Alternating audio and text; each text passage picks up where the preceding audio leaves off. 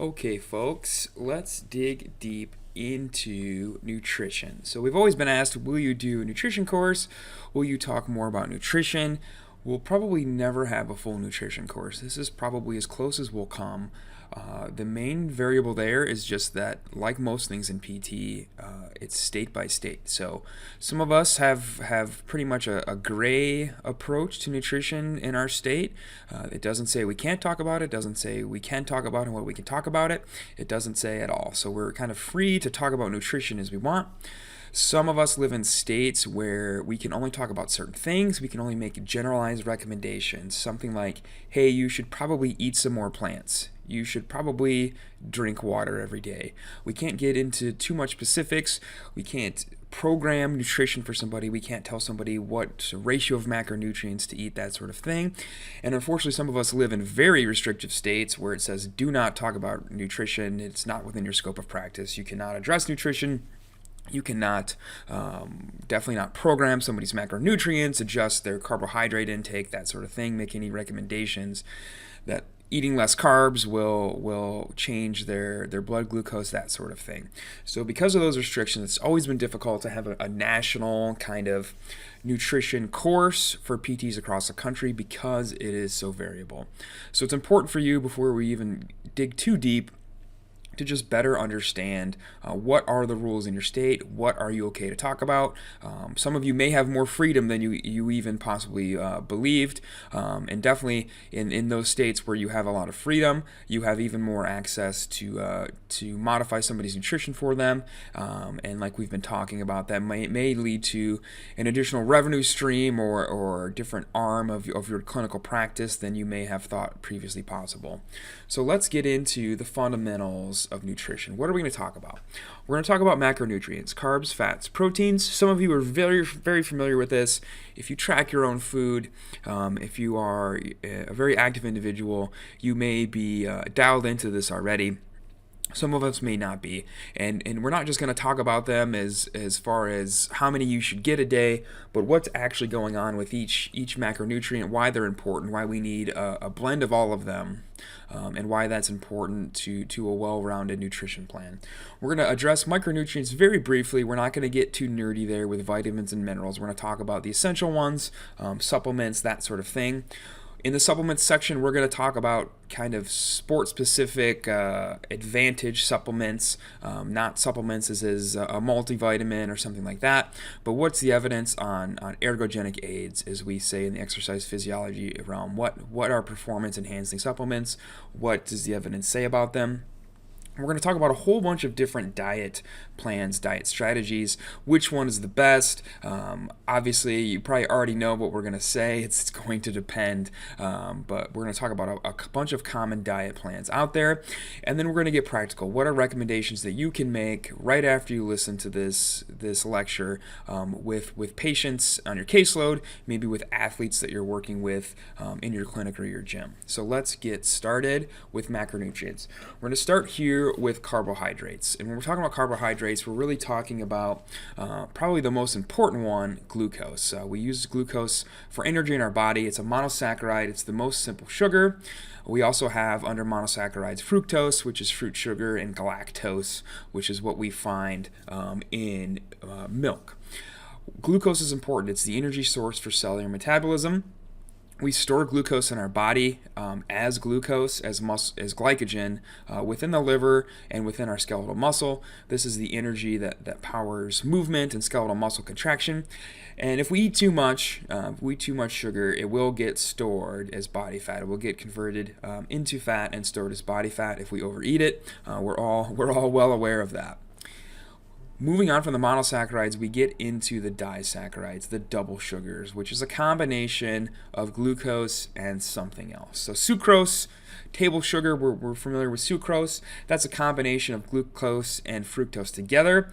A quarter of all calories consumed by every human being in the United States are from sucrose.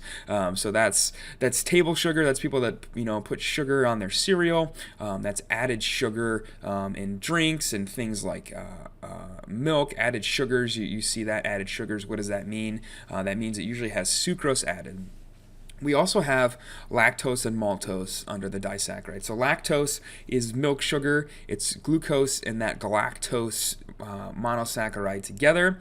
And then maltose is two molecules of glucose together, which starts to get kind of starchy and malty and not as sweet as glucose plus something else. So beer is an example of a malt sugar. Seeds are an example of a malt sugar. Not something we would typically think of as sugary, but definitely sugar is involved in those compounds. And then we get into the polysaccharides, the complex carbohydrates. So from plants, we have starch. We have amylose, that's processed bread. These polysaccharides digest and absorb slowly. And then we have amylopectin, which digests and absorbs rapidly. An example of a amylopectin starch would be an apple.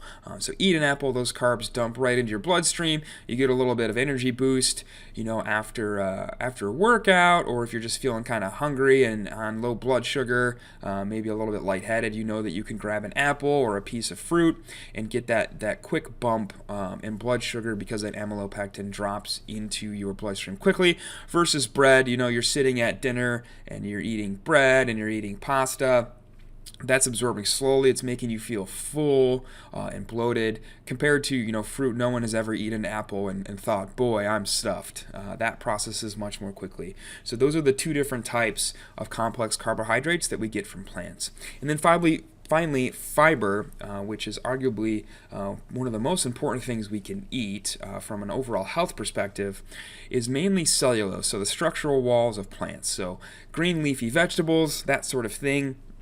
Fiber is important because it resists chemical breakdown by our body. We have a hard time digesting it with enzymes. We mainly break fiber down by just sitting in our gut and having the bacteria that live in our gut, that gut microbiota, that ferments and breaks down fiber for us. And we have some digestible fiber and some indigestible fiber. But fiber is very important for overall health. We'll talk more on that later. It's important to know that not all carbs are equal. We just talked about a whole bunch of different types of carbohydrates. Those aren't all equal. You can't look at those and think it doesn't matter which one of these I eat. If I need to eat a certain amount of carbs, I can eat any of those. We know that what we just talked about, all of those digest at various different rates. That's going to affect a lot of different things in our body. That's mainly linked to varying spikes in our blood sugar and insulin release. So foods high in that fiber that we just talked about, slow overall carbohydrate digestion. They minimize the blood sugar increase that we get in that insulin spike versus those amylose and those sucrose and added sugars. Those carbohydrates, those types of starches are low fiber and they're highly processed, especially in a liquid form, something like a Gatorade, something like a full calorie can of soda or pop, like a Coke or a Pepsi. Those enter the blood very fast, which you might think, hey, that sounds like amylopectin, like an apple. However, that insulin spike is much worse. It's often overproduced, so we get more insulin dumped into our bloodstream than we need. And we get into this cycle of something called hyperinsulinemia, which is kind of the basis for diabetes. That we're eating such low-fiber, highly processed starches and sugars and things with added sugars and liquid sugar drinks that we're overproducing insulin all the time. Insulin is causing us to store all of our macronutrient intake as fat, much more so than usual, and so we get that increase in body fat synthesis, and that's where we kind of get into the metabolic syndrome, the cardiometabolic death spiral of chronic disease that we have going on in America. Folks are overeating this. That insulin is always going on. They're basically storing all the fat they eat as fat, so they start to develop obesity alongside cardiovascular disease, diabetes, hypertension. So this is kind of the metabolic basis, the food basis, the nutrition basis for what's going on when we see people start to develop chronic disease. So it's important to know not all carbs are equal. Going back to glucose and going back to muscle glycogen, again, glycogen is found within the liver and it's found in the skeletal muscle of mammals, of which we are a mammal. It's polysaccharidic in nature. It's multiple molecules together. we have about 2,000 calories of glycogen stored in our body and available for quote unquote long term use. That's about 3 to 5 hours of moderate to high intensity activity. So if we run a marathon or something like that, that's pretty much going to exhaust all of our glycogen. Certainly, if you're in the gym, lifting weights, doing CrossFit, going for a shorter run or shorter bike ride, something like that, you will not use all of your glycogen. You will have glycogen available to power you through a higher intensity possible than if you were to maybe go run an ultra marathon and be running for 5+ hours, 10 hours, sometimes 24 hours. That is going to deplete that muscle glycogen. So it is easily depleted, but it can also be doubled. A 24-hour fast or an overall low-carb diet will deplete glycogen stores pretty rapidly, but we can double the amount of glycogen we store through carbo loading, through carb loading, eating pasta, that sort of thing we may have gotten used to in high school and college sports. But that has to be done across several days. You cannot eat pizza the night before a half marathon and consider yourself carb loaded and have the benefits of carb loading. That's not how it works. You need to increase your carb intake across multiple days. So what is the role of carbohydrates? Why do we eat carbs? What do carbs do for us? Well, they power muscle contraction. We talked about that already. We'll talk about that more in the exercise physiology lecture, what glucose does, how it provides energy. It also preserves tissue protein. If we don't have enough glycogen and we don't have enough body fat to power our exercise, to power our movement, so if we are on a low-calorie diet, a low-carb diet, what the body is going to do is it's going to start to break down tissue protein to power cellular activity. So those folks you may come across who are eating a low-carb diet, oh, by the way, I'm also eating under 1,000 calories a day. Those people who are essentially starving themselves from a nutrition standpoint are at risk of having the body eat tissue protein for energy because they are not getting enough carbohydrates and they don't have enough body fat on their body. When we talk about a performance aspect, carbs are jet fuel. If fat and body fat is broken down to power aerobic metabolism, which we'll touch on more later, that's the diesel. Carbs are the jet fuel. That's the lighter fluid to power moderate to high intensity exercise, heavy resistance training, moderate to high intensity cross training, things like CrossFit, a very, very hard, fast run or bicycle ride, that sort of thing. Carbs are that jet fuel. It gives us 6% more ATP than fat per liter of oxygen consumed. So as we start to consume more oxygen during exercise, we start to work at higher intensities. We're getting more energy from carbs, from glycogen, than we are per fat. The body will take it wherever it can get it, but it's going to preference glycogen until it runs out for that moderate to high intensity exercise. What should we recommend to people? In an active individual regularly exercising at high intensity, we want to see about 8 to 10 grams of carbohydrate per kilogram of body mass. So we want to see somewhere above maybe even 300 grams of carbs for an active individual. Remember, carb loading is only beneficial when you're loading across several days before a long event, right? If you have a marathon coming up, the week before that, you should be diligently increasing your carb intake, maybe up to double what you normally intake to get that carb loading effect, to have more glycogen in your liver and muscle to be able to use for that long event. Remember, to get the most benefit, and not actually just gain a bunch of extra weight, it has to be a long event that's then going to burn that glycogen off. You don't need to carb load if you are going to CrossFit once a day, a couple days a week. You don't need to carb load for a 5K run. It has to be a long event, remember 3 to 5 hours, that's going to burn all that glycogen, use all that extra glycogen. If you carb load for a short event, you're not going to burn it all off, and it's just going to be converted to body fat. Carbs typically fall last when we're structuring a diet plan. We'll talk about this in the protein section and again at the end of the lecture, but you should meet your protein goal first. That should be your first goal first and foremost. We should get about 15 to 30% of calories after protein from fat, and then all those final calories, once we've met 15 to 30% from fat and we've met our protein goal, the rest should be carbs. So that might end up being somewhere between 30 and 50% of your calorie intake, depending on your weight, depending on how much fat you prefer to eat, that sort of thing. Just recognize some individuals naturally prefer less carbs and more fat. They would rather have a higher ratio. They'd rather be on that 30% end of the fat intake and less on the carbs. They feel better taking in more fat and less carbs.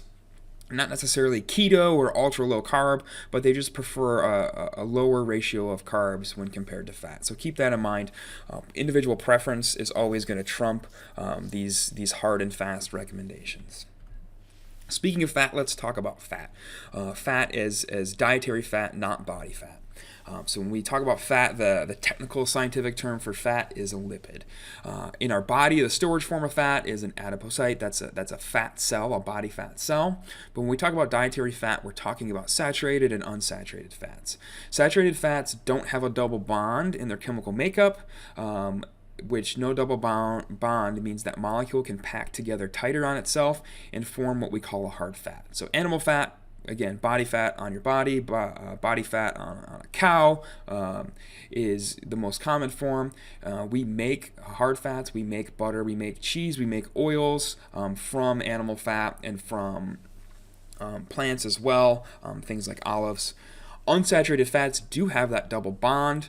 That molecule cannot be close together in association, and this forms what we call a soft fat. So these are also oils, but these are monounsaturated and polyunsaturated fats, things like canola and olive oils, safflower, sunflower, soybean, corn oil, versus a heavier oil that's saturated in fat like a palm or coconut oil. Cholesterol is technically a fat, a lipid. It's only found in animals, but it's in the plasma membrane of animal cells. We get cholesterol when we eat animal products, but we also make it.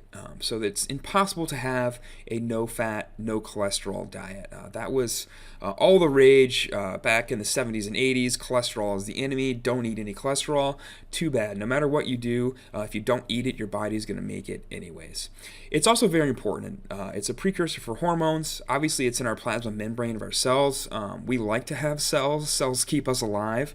So we need some level of cholesterol coming in for hormones, to synthesize vitamin D, and then also to produce bile, which will aid us in digesting the actual true lipids.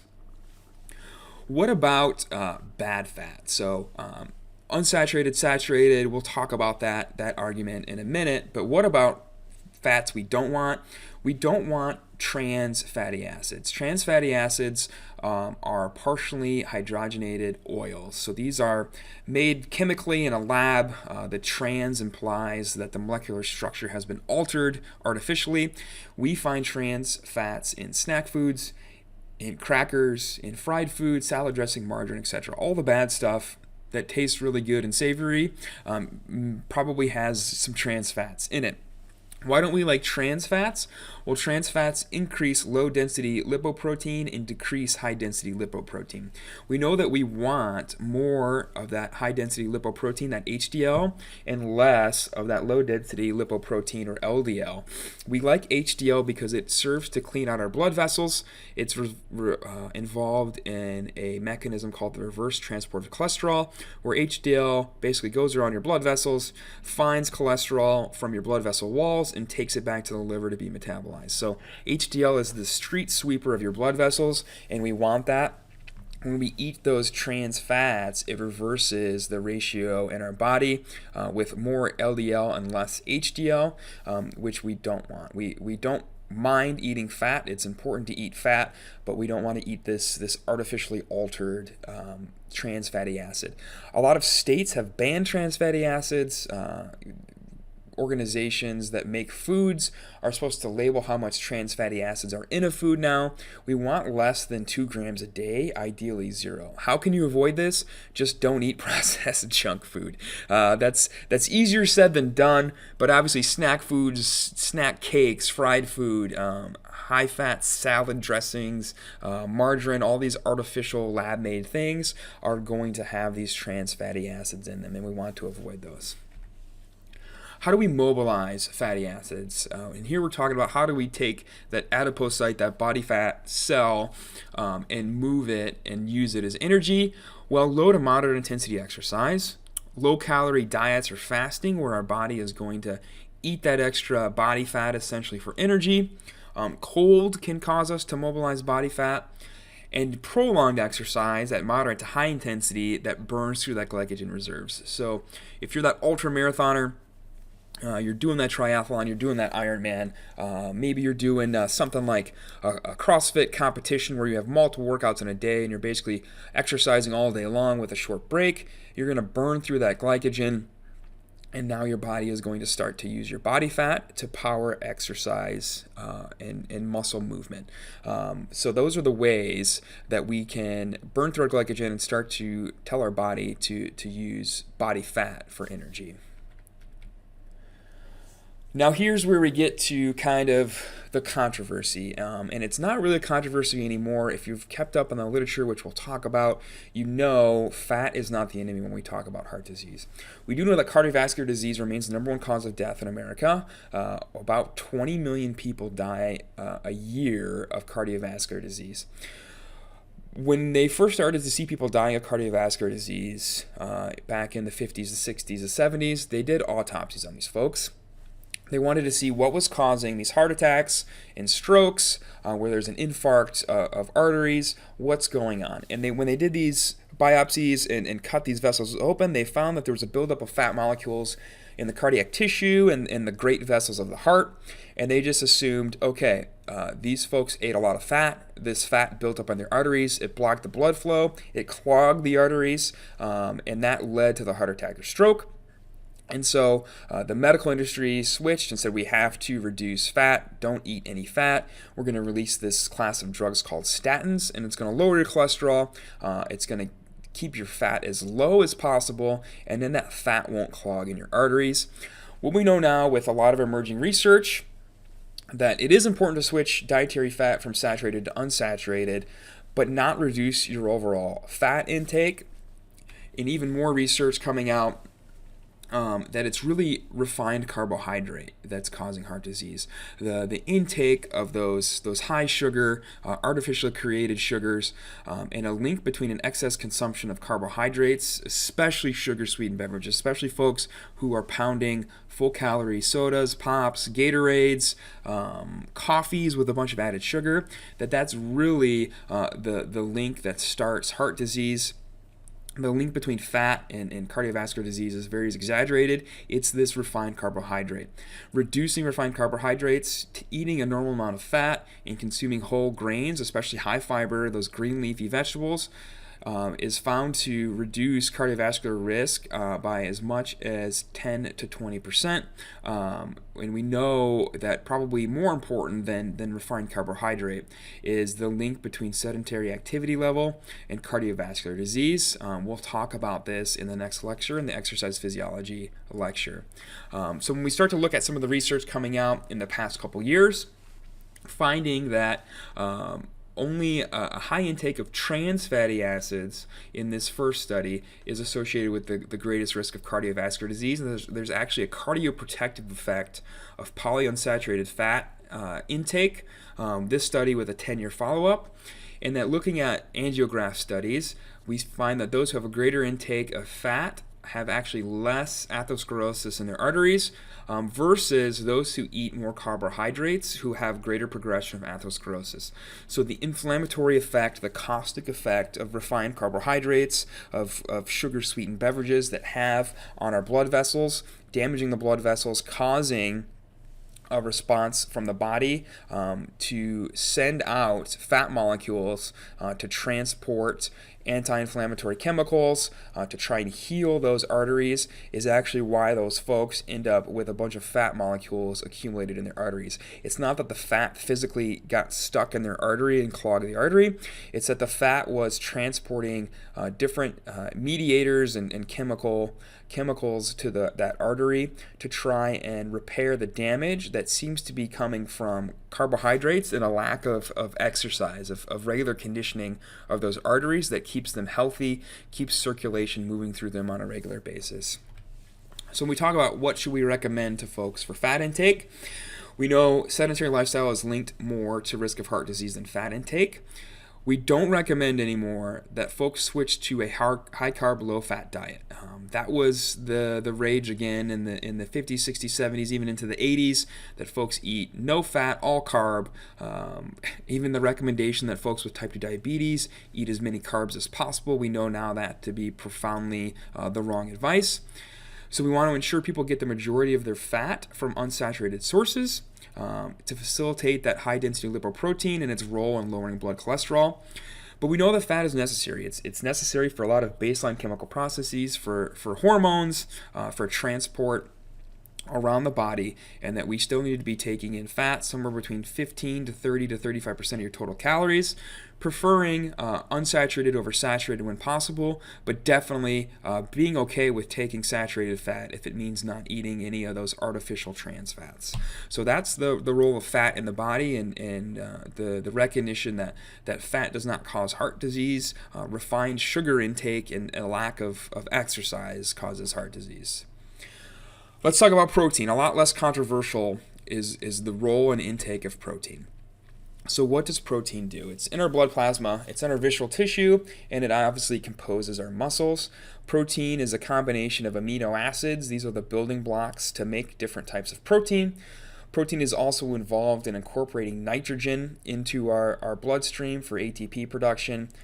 In hemoglobin and myoglobin, it makes up a couple of hormones, the catecholamines, epinephrine and norepinephrine, and then it makes up the neurotransmitter serotonin. So it has a very important role in our body, both from a physical aspect with muscles, but also from a biochemical aspect. When we talk about amino acids, we have essential and not essential amino acids. We have 8 types of essential amino acids that must be consumed by eating them, and we have 9 types that our body can make on its own. So we talk about then complete versus incomplete proteins. Complete proteins have all of those 8 essential amino acids. Incomplete have some, but not all 8 that we need. Complete protein examples: eggs, milk, meat, fish, poultry. Eggs are the most complete source of protein available. Obviously that makes sense. When you're eating an egg, it may be morbid to think about, but you're eating an entire creature, right? You're eating all aspects of that creature, versus if you're just eating meat or fish or poultry, you're eating just a small portion of that creature, usually the muscle and a little bit of its body fat. And then milk obviously is a good complete source of protein for the same reason. It's meant to nourish young animals, young humans, young cows, that sort of thing. Incomplete proteins are usually plant-based, so lentils, beans, peas, nuts, and cereals. Again, they do have protein, but not all 8 of the essential amino acids. So intake recommendations for the general population. What should we be eating protein-wise? For a person that is not active or not very active, we recommend 0.8 grams per kilogram per pound of ideal body weight. So again, ideal body weight. Where should your body weight be? If we are overweight, if we're 50 or 100 pounds overweight, we're not going to be adjusting our protein based on that excess weight. It's going to be on our ideal body weight. Why do we need this amount of protein? We need this amount of protein just to support our daily life, to support muscle turnover that occurs from standing up and sitting down and going up the stairs and playing with your kids. You are using a little bit of muscle doing that. Your body needs to repair that muscle. We also need it for those necessary chemical processes, the hormones, the visceral tissue, and in our blood plasma. So for an individual that weighs 220 pounds, that's 100 kilograms, that person needs to be eating 80 grams a day. And we must know that we need to significantly increase our intake if we're starting to begin regular exercise, especially if we're incorporating resistance training, and especially if we're undergoing a fat loss phase. So if we are regularly exercising, we're performing resistance training, and we're cutting our calories too because we want to lose some body fat to look good for our beach body, we need to ramp up our protein intake to maintain the muscle mass that we have. So this is a great graphic from Dr. Eddie Joe. We'll talk about Dr. Eddie Joe more, but a great resource to follow on Instagram. This is his jam. He posts these awesome infographics of research that are really easy to understand, that are great to look at, and that really consolidate the research very well. So he posted this wonderful graph about dietary protein intake for training adaptations and body recomposition in athletes. So right now the U.S. recommended daily allowance for protein is that 0.8 grams of protein per kilogram of body weight. We just talked about that.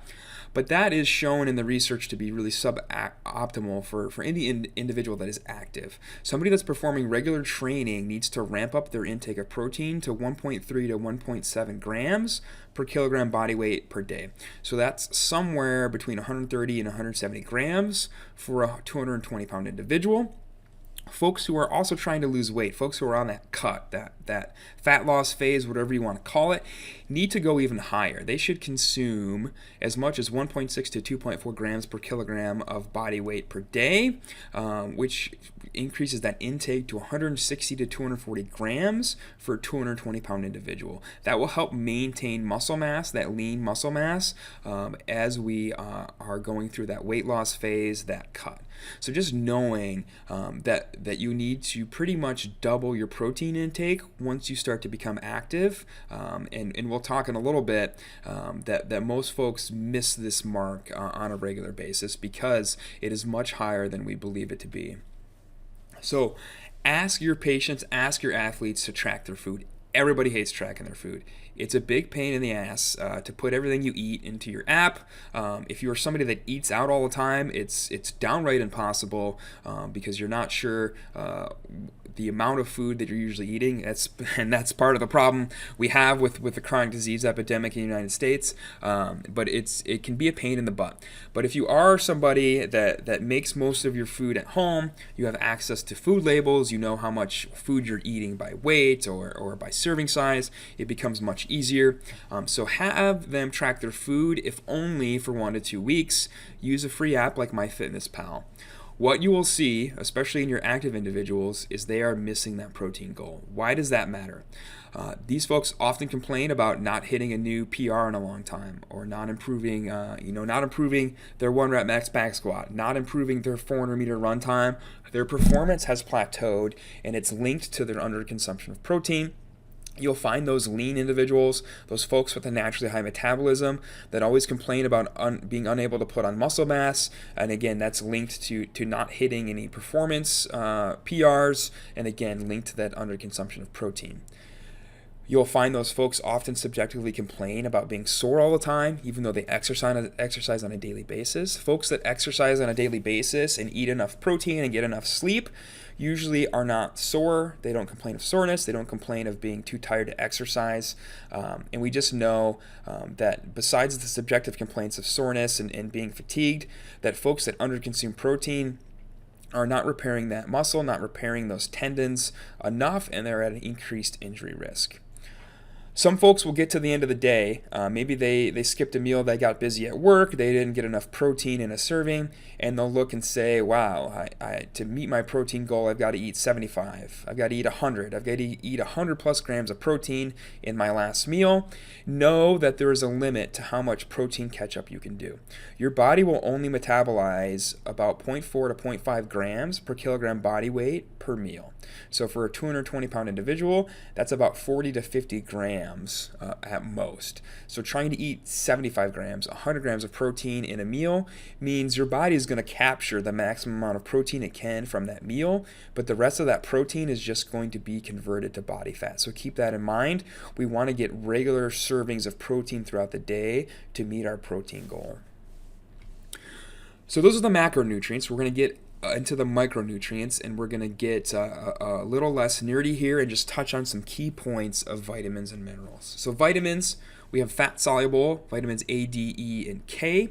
These are stored in our body fat. We don't need to eat these every day. Most folks do not need excess supplementation here because we have it stored in our body if we need it. And actually, excess consumption and supplementation here can be toxic. Because it's stored in our body, it will build up levels over time. So if we are over-supplementing, it can build up in our body and it can lead to some toxic. We've all heard about that person who has overdone it on vitamin supplementation. If some is good, more is better. That is not the case with your fat-soluble vitamins. With water-soluble vitamins, those are vitamin C and your B-complex vitamins. These mainly act as coenzymes in our body. We do need to eat these almost daily. They come into our body, they work for about 8 to 14 hours, and then they leave the body. So we do need to get these on a regular basis. But again, somebody that is eating whole foods, that's almost everybody eating whole foods can meet the daily requirement without the need for supplement. The only concern we have with vitamins and minerals is iron, which we'll talk about here in a second. So when we talk about the minerals, we have major minerals and trace minerals. We get minerals through food, mainly through green leafy vegetables and meat, through poultry, fish, fruit, and grains. The major minerals: calcium, phosphorus, potassium, sulfur, sodium, chloride, and magnesium.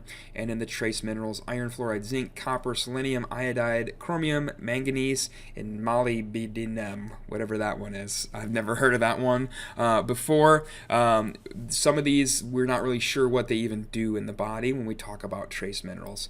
There's a lot of stuff out there, especially if you're somebody that goes to GNC or one of those stores. There's a lot of stuff with unlock the benefits of trace minerals in your body, and we know the research just does not support that, because when we talk about minerals, we're really concerned about calcium and iron. Calcium is the most abundant mineral in our body. It's in our bones, it's in our teeth, it's used in muscle contraction and blood clotting, it's used for nerve impulses and fluid transport. And we do need to be concerned of folks who do have diagnosed osteopenia or osteoporosis, that they may need supplementation, and that should go alongside actually loading that bone. So loading that bone to cause a change, cause bone accumulation, reformation, and new bone growth should come alongside supplementation of calcium for those folks. And then we also need to be concerned of our female athletes who we may suspect of having the female athlete triad, that they may need some calcium supplementation. Iron, the recommendation is that all women maybe supplement with 5 milligrams per day, a little iron pill, just due to the blood loss that occurs throughout the month due to menstruation. And then we also do need to be concerned during pregnancy as well, and again with female athlete triad, that maybe some iron supplementation is necessary. But recommended that all women take 5 milligrams per day, and that you consult with your OBGYN about additional supplementation during pregnancy. But from a vitamin and mineral aspect, that's really all we're concerned about. Supplementing, unlocking trace minerals, all that stuff, just profoundly unsupported by the literature. We really need to be sure we're getting enough calcium. Again, most folks that eat whole foods, green leafy vegetables, are getting enough calcium. Supplementation may be necessary, and the same goes for iron. When we talk about supplements here, and we're not talking about supplementing actual food, carbohydrate, fat, and protein, or supplementing vitamins and minerals, here we're talking about ergogenic supplements, performance-enhancing supplements. When you walk in the door of the GNC and you see all this stuff, everybody's got that guy in the gym who takes a bunch of pills like this, all this different stuff to enhance performance. What is supported by the evidence? What is shown to be effective? What should you be taking for your own training, and what should you be recommending to your patients and athletes? Stick with the evidence. Remember that all these products out on the market have not been tested by the Food and Drug Administration. There are so many coming out on the market, they no longer approve it. So they're not tested, they're not approved. Because they're not tested, they're not approved, because there's no research that's been conducted. The producer of the supplement may have conducted their own in-house research. Be wary there. The methodology on those is almost always suspect. It's almost always a sample size, sometimes even just a case study of one person. So be suspect of that in-house research. And know that the research on supplements, even in the established literature, is overwhelming. There are almost 2,000 articles a year that get published just on supplements in the sports nutrition category. So folks are always researching what's the most effective, what's the best, what should people be taking. So what's supported by the literature? 2 things. Creatine monohydrate, 5 grams per day. 5 grams per day of monohydrate, and then caffeine. So let's talk about that. When we look at the International Society of Sports Nutrition recommendations, what do they recommend in their position paper? The super huge paper, lots of great research and resources. They look at a whole bunch of different supplements. In the recommended and safe category are two things: creatine monohydrate and caffeine. Creatine monohydrate from the International Society of Sports Nutrition recommendations is said to be the most effective nutrition supplement available to athletes to increase high-intensity exercise capacity and muscle mass. Finding an increase in muscle mass by 1 to 2 kilograms compared to control after 4 to 12 weeks of resistance training with creatine monohydrate supplementation. What's the mechanism here? We'll touch on this more in the exercise physiology lecture, but we're increasing creatine phosphate. That increases the stores available in the muscle to recycle ATP faster, to create more energy, to let us do more reps, at higher weights, to let us move at higher intensity. What's the recommendation? That we take 3 to 5 grams per day of creatine monohydrate only. Monohydrate is very cheap. It's a powder. It's usually a scoop. It's tasteless. You put it into water and just drink it. There's a whole bunch of stuff out there about loading creatine, tapering creatine. The research says take 3 to 5 grams every day. Don't load it, don't taper it, just take it every day to get that performance-enhancing boost. Aside from creatine, we have caffeine, the most abused psychoactive drug in human history. What's the recommendation for caffeine? It's a lot. It's 3 to 9 milligrams per kilogram body weight, 30 to 90 minutes before exercise. Step back and calculate for yourself how much that is. That's a big dose. For a 220-pound individual, that's between 300 and 900 milligrams of caffeine. 900 milligrams of caffeine, and remember, this is taken all at once. This isn't sipping coffee throughout the day and getting 900 milligrams in a 24-hour period. This is taking 300 to 900 milligrams at once. That's a shotgun blast of caffeine to your system. Again, similar mechanism to creatine, that it's going to help enzymes work faster to regenerate ATP faster. On the upper end of that dose, that can be considered a doping dose. So competitive athletes that are drug tested are often not allowed to have more than that 9 milligram per kilogram body weight in their bloodstream when they go to do their drug test. So keep in mind that above 900 milligrams is considered to be doping, essentially, which just kind of further supports that caffeine is very, very effective in performance enhancement. Be careful here. If you don't use caffeine at all, if you're not a coffee drinker, if you don't drink energy drinks or however you get your caffeine, definitely do not start off by looking at this and going to get some caffeine powder or energy drinks and start off with a 900 milligram blast. That will be a lot. This obviously needs to be taken with a lot of caution, especially in regards to sleep. If you're somebody that exercises at the end of the day after work, you do not want to be downing 900 milligrams of caffeine at 7 p.m., working out for an hour, and then trying to go to bed at 10 or 11. You are going to have trouble sleeping. It's very important here. Also important for folks that we're maybe concerned about cardiovascular compromise, AFib, those sort of cardiovascular risk factors. So keep that in mind. This is something for maybe your competitive athlete before a competition. Maybe they're a power lifter and they're going to be maxing out their lifts, or an Olympic weightlifter, that sort of thing. Or set a new 400-meter run PR. Those sort of ultra-high competitive, max-out events, this may be indicated. You don't want to be taking 900 milligrams every single day you train. Again, that will probably impact your sleep negatively more than the beneficial aspect of what it does to your performance. So just keep all of that in mind when we talk about caffeine. But do know that it is supported. It does work. Personally, I have done 650 milligrams at once. I felt phenomenal. Did awesome on all my lifting. Did great on the conditioning workout after lifting, and felt amazing the whole time.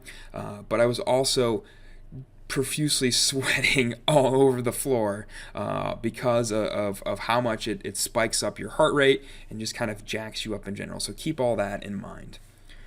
So moving on from supplements, talking about diets. Which diet is quote unquote best? What's the best diet to follow?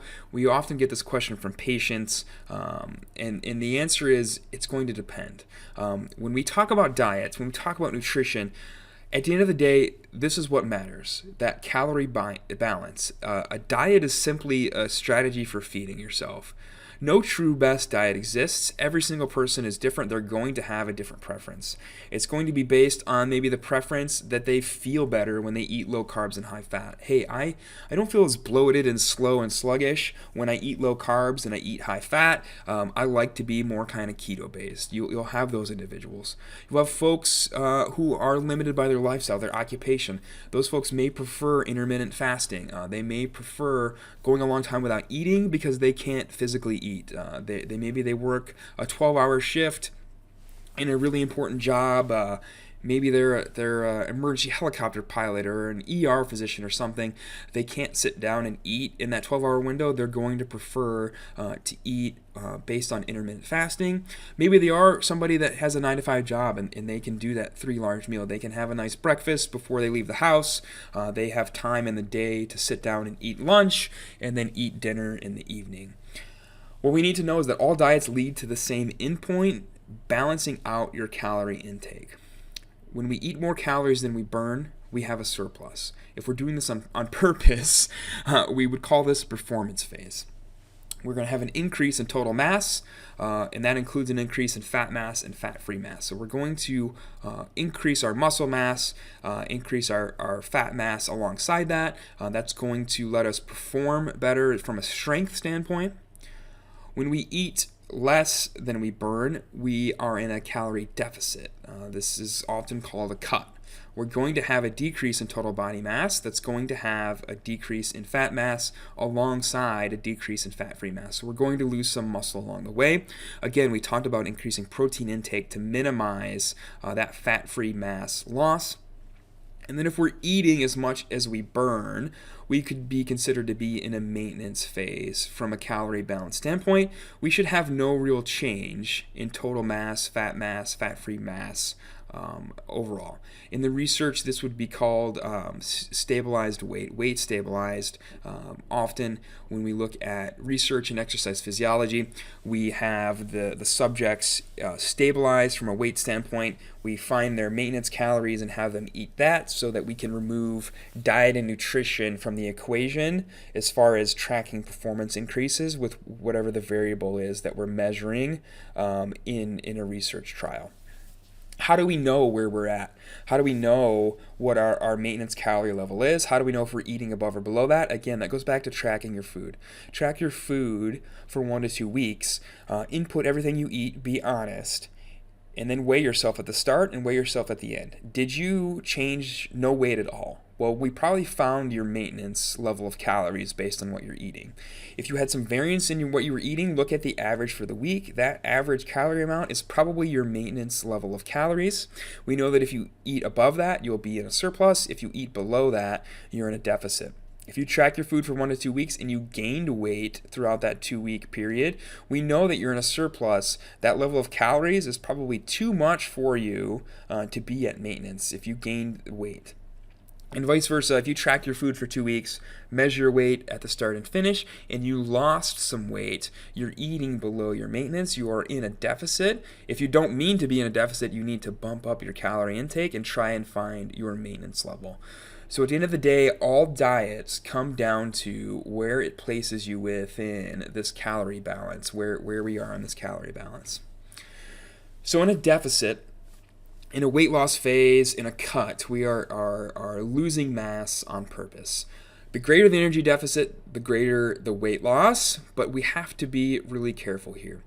The more percentage of weight loss occurs from lean body mass when we incur a greater energy deficit. So if we have a maintenance of 2,000 calories and we eat at 1,800, that's an energy deficit. We're going to lose weight.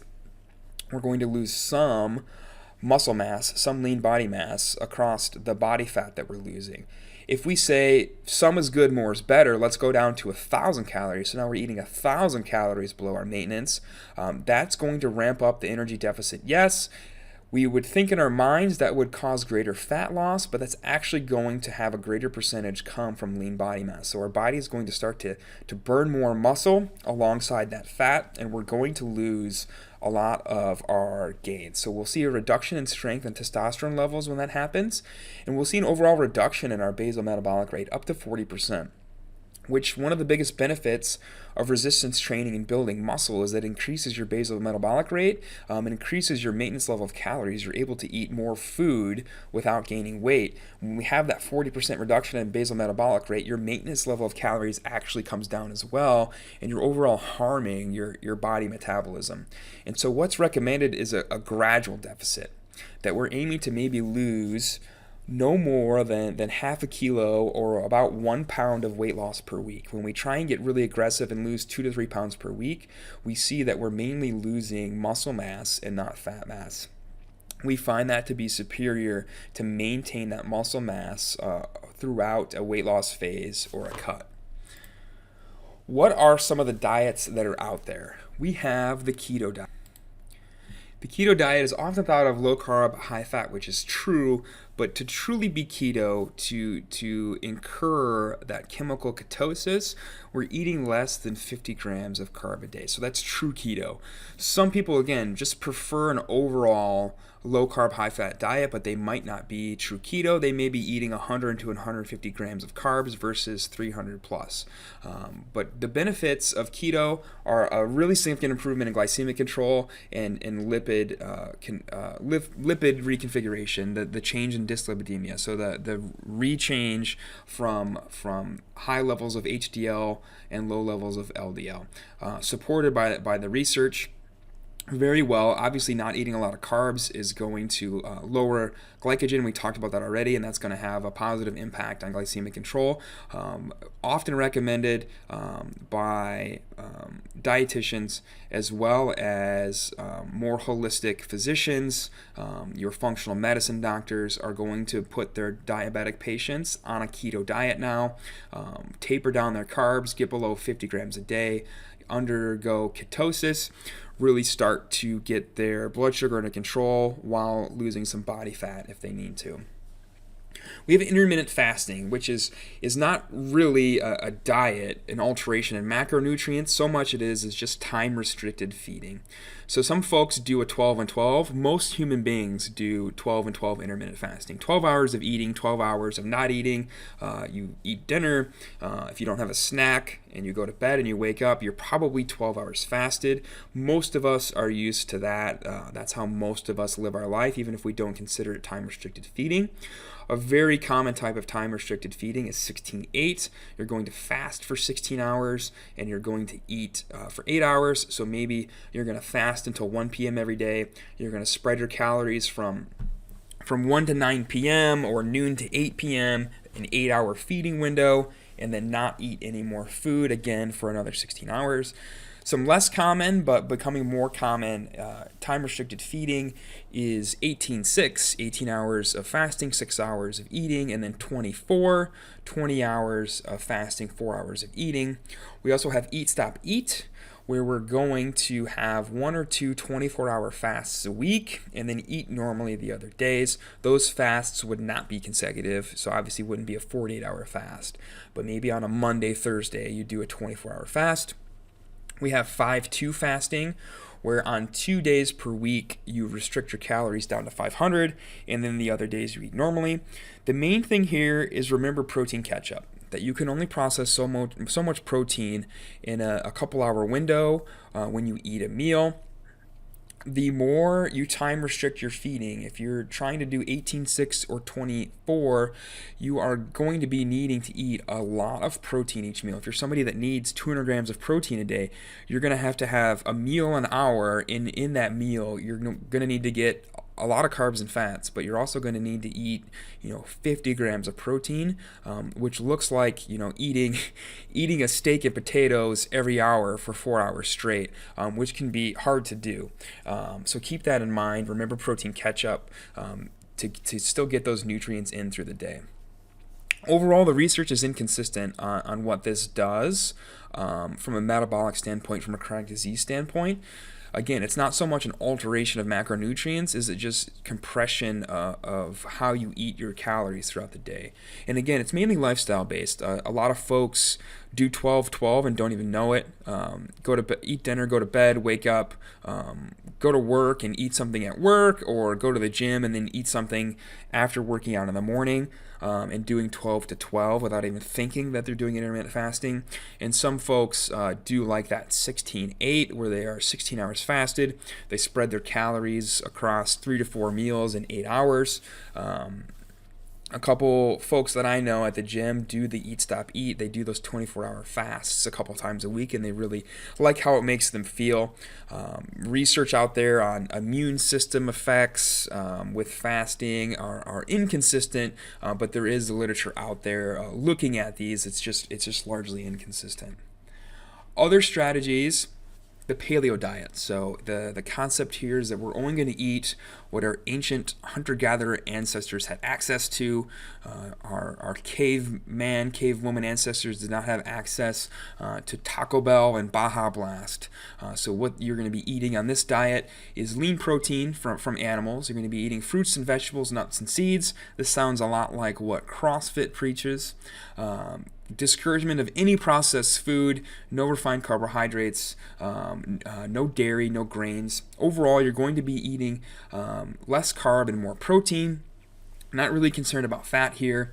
There are some good research studies looking at the benefits. Again, the research is going to be very similar and the results very similar to a ketogenic diet with less carb, more protein and fat. There's the 800-gram challenge, which is not so much a diet as it is the focus of your nutrition should be 800 grams by weight of fruit and or vegetables a day. Obviously, depending on what you eat, it can be a very high carb diet. If you're eating a lot of potatoes and bananas, you're going to be getting a lot of carbs in, versus a lower carb option would be to eat a lot of kind of green leafy vegetables, cucumbers, kales, peppers, celery. That's going to let you get 800 grams of veggies a day, but have relatively low carb. Other than that, there are no other restrictions. From talking with folks who have done this, you feel full all the time, and you generally eat less food overall than you normally would, because you are so full on fruit and vegetables all day and a little protein source here and there. Overall, these folks tend to be end up in a calorie restriction each day when they do hit that 800 gram mark. Atkins is very similar to the keto diet. However, there's an induction phase, a phase where you eat less than 20 grams of carbs per day for the first 2 weeks, and then slowly cycle your carbs back in, but never ramping back up to where you were before. The research and benefits are very similar to the keto and paleo diets. And then we have the zone diet. The emphasis here is on a low glycemic load. Carbs are limited to 30 to 45% of your daily calories, and protein and fat is about 30% of each. The evidence here is really inconsistent. The evidence looking at the benefits of low glycemic load eating is just inconsistent overall in the research, but the zone diet is out there. The zone diet is a lot of math.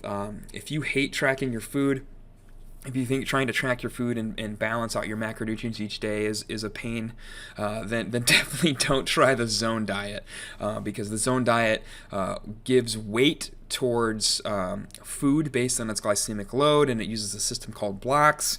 And apples are this many blocks, and potatoes are this many blocks. In each meal, you need this ratio of blocks, this many blocks a day. You need 2 3/4 blocks for lunch and 4 blocks for dinner. And it can get out of control fast and end up with you in the kitchen with an abacus and a calculator trying to figure out how many blocks of carbs you need based on glycemic load. So it can be tough to have people eating this way. CrossFit for a long time recommended the zone diet when they talked about nutrition.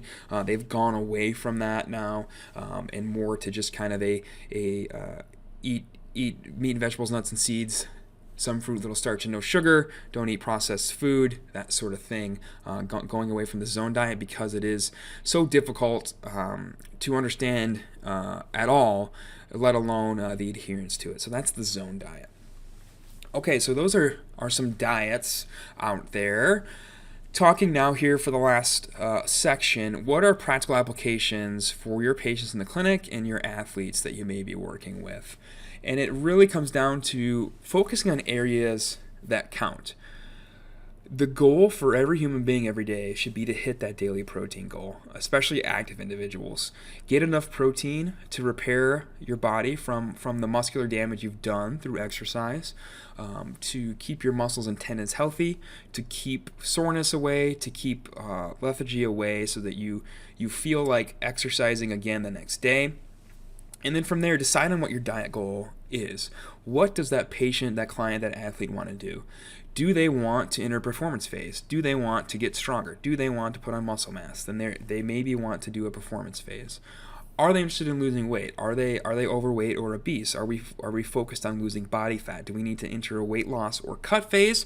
Or are they training every day? They're happy with where they're at performance-wise. They're happy with where they're at body composition-wise, and they just want to hang around that maintenance level.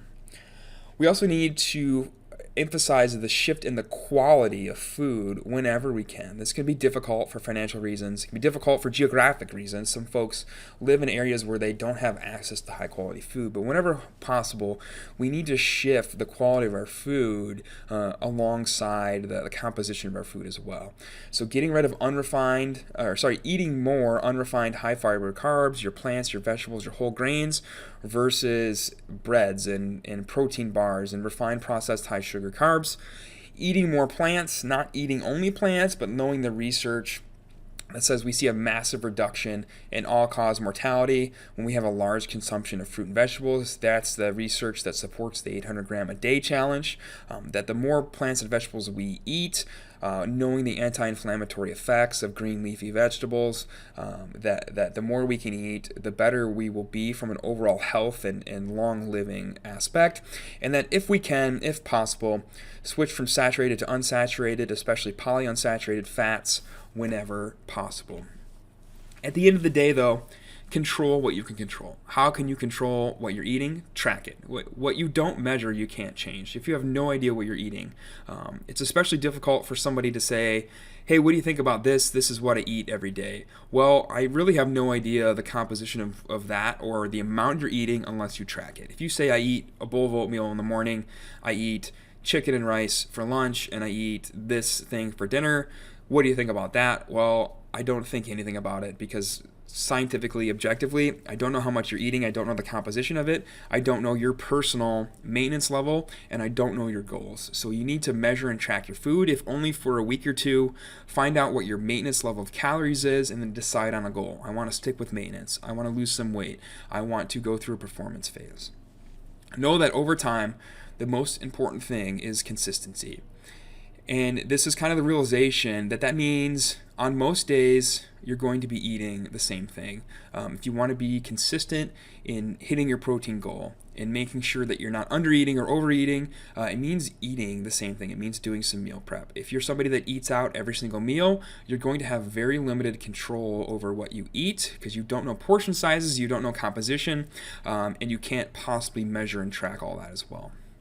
Know that we cannot rush weight loss. No matter how much we want to lose weight or we need to lose weight from a medical standpoint, from a mortality standpoint, we know that the harsher we are with an energy deficit, the more we're going to lose lean body mass. Losing that muscle mass means our metabolism is going to go down. It means we're going to become weaker and overall have a detrimental effect on our body.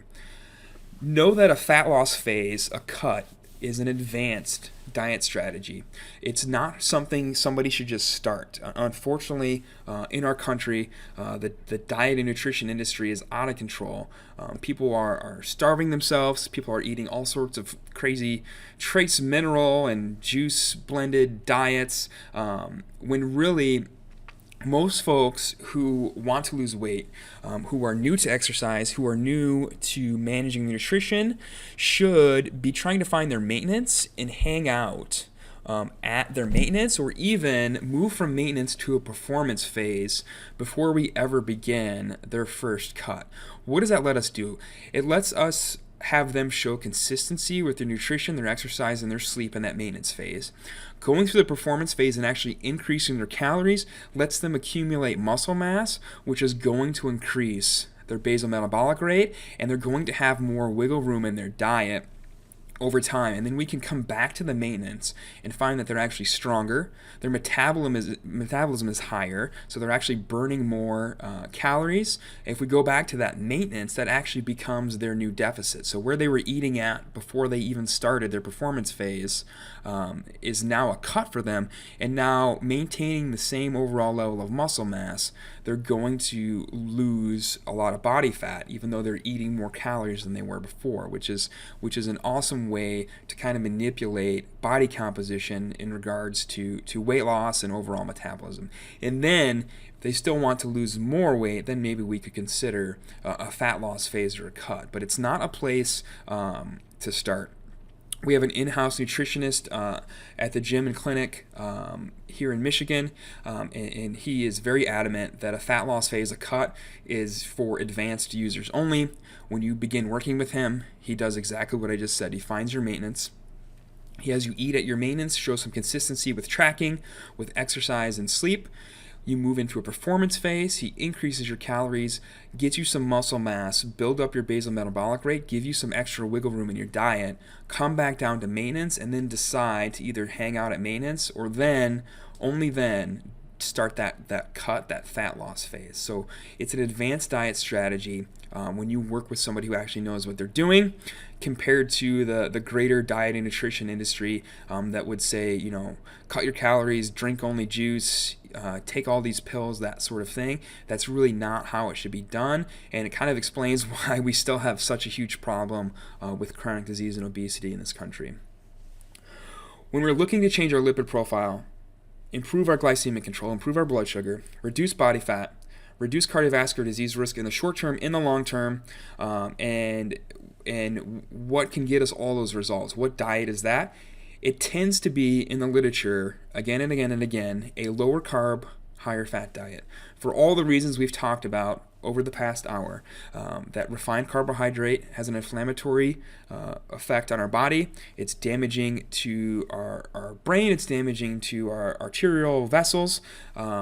Fat is not to blame for cardiovascular disease. Fat actually has a cardioprotective effect. And if we're looking to drastically change somebody's comorbidities, their chronic disease burden, we need to reduce their carbohydrate intake. We need to keep them eating a normal amount of fats and make sure they're getting enough protein. That doesn't mean we put everybody on a keto diet, but we do need to get them away from eating a bunch of refined carbs and trend them towards a low carb and moderate to high fat diet with as much protein as they need for their body weight. So keep that in mind when you're thinking about what do I need to recommend to the patient in front of me. Most of our patients need to eat less carbs, specifically less refined carbs, and they need to be eating a moderate amount of fat and meeting their protein goal. So if you take nothing else away from this, take that away. The person sitting in front of you tomorrow at 9 a.m. in the clinic that needs to lose a little bit of weight, that's dealing with type 2 diabetes, that's dealing with high blood pressure, that's dealing with maybe having already had a heart attack or stroke, that person probably needs to be eating lower carbs, maybe under 150, under 100 grams a day, with a moderate to high intake of fat and protein. So that was as simple as we can get with nutrition without getting too nerdy and too detailed within an hour time frame. The next lecture, Exercise Physiology, is going to take some of these principles and talk about how nutrition can affect strength, how it can affect conditioning, and then we're going to get really, really dialed in on strength and conditioning, testing, evaluation, programming, that sort of thing in the next lecture. Some quick resources for you all. Some folks to follow on Instagram. If you're not a social media person, or you are on social media but you find it to be overwhelming, we really, really recommend that you only follow people who post high quality stuff, and that your social media feed is not just a whole bunch of stuff that's overwhelming, but kind of a select stream of high quality stuff that you can use in the clinic, that you can use in the gym. So we recommend you follow Greg Nuckols. Greg Nuckols is great for exercise physiology and nutrition. Alan Aragon is one of the authors that's on a couple of the papers actually cited in this lecture. Great nutrition researcher. Brad Schoenfeld, again, a lot of you probably know Brad Schoenfeld. He's published some PT-related literature, but also really big in exercise physiology and nutrition. Spencer Nadolsky is actually a DO who raps a lot about nutrition. He is a functional medicine doctor using nutrition and exercise with his patients versus pills and surgery and injections. And then we have Andy Galpin, who is another exercise physiologist and nutrition researcher. So follow those 5 people on Instagram. Select that little thing that says get a notification when they make a post, and you won't be sad that you made those 5 people followed on your Instagram account. If you need to reach me, this is my cell phone number. I am on Twitter. Don't contact me there. I will never return your message. I probably won't even see it. If you're not my friend on Facebook Messenger, don't send me a Facebook message. For those of you who know how Facebook works, if you're not somebody's friend, the message alert goes to a separate folder and they never get a notification. So every now and again, I go in and see a little notification there and find out 15 people have messaged me and I never saw them because they aren't my friend on Facebook. The most reliable way to get a hold of me is sending me a text, sending me a message to my personal Instagram account, or emailing me. I run the info@ice.physio email, so if you email me there, I will answer you. More things about ICE, that's our website link. These are all the ICE accounts, Instagram, Facebook. Again, don't contact us on Twitter. I answer that one, which means I won't answer you. If you do message us through Facebook, I will see that. And then if you haven't yet, we talked about it already in the introduction lecture, but make sure you're following our podcast. We talk about a lot of nutrition and exercise physiology things when we do Fitness Athlete Friday. So that's what's came at you over the past hour. The next lecture, exercise physiology, we'll get really dialed in on the things we just talked about, and then we'll move on to GPP and specialization before looking at some case studies as we move through this course. If you want those references, they're here at the end of your slides. A lot of the base material for this lecture came from this book. It's a great book. Very updated, modern book on exercise physiology, textbook, collegiate textbook, and then all the articles cited are here as well. Thanks.